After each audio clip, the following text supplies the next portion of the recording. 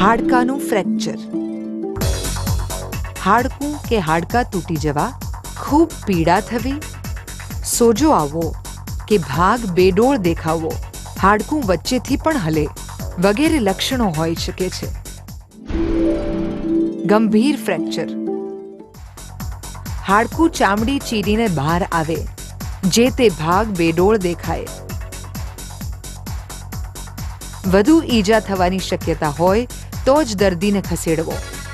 ઈજાગ્રસ્ત ભાગનું કપડું હટાવવા કે ઉતારવાની કોશિશ ન કરવી. કાતર કે બ્લેડથી કાપી નાખવું. તપાસતી કે ખસેડતી વખતે ઈજા થયેલા ભાગને હલવા ન દેવો.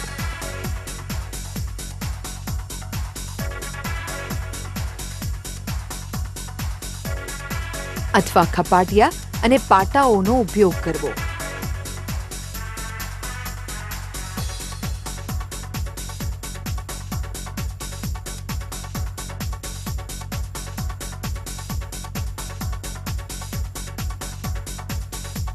બાજુની આંગળી અથવા બીજા પગનો ઉપયોગ સ્પ્લિન્ટ તરીકે કરવાથી હાડકાના ભાંગેલ છેડા વધુ છૂટા પડતા અટકે છે.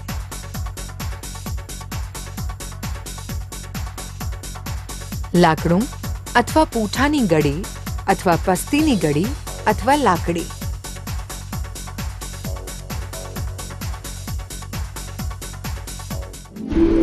મચકોડ. પડી જવાથી કે મરડાવાથી સાંધાઓ ખેંચાઈ જાય ત્યારે મચકોડ થયો કહેવાય. સૌથી વધુ કિસ્સા ઘૂંટીના સાંધાના મચકોડના બને છે. ઈજા પામેલું અંગ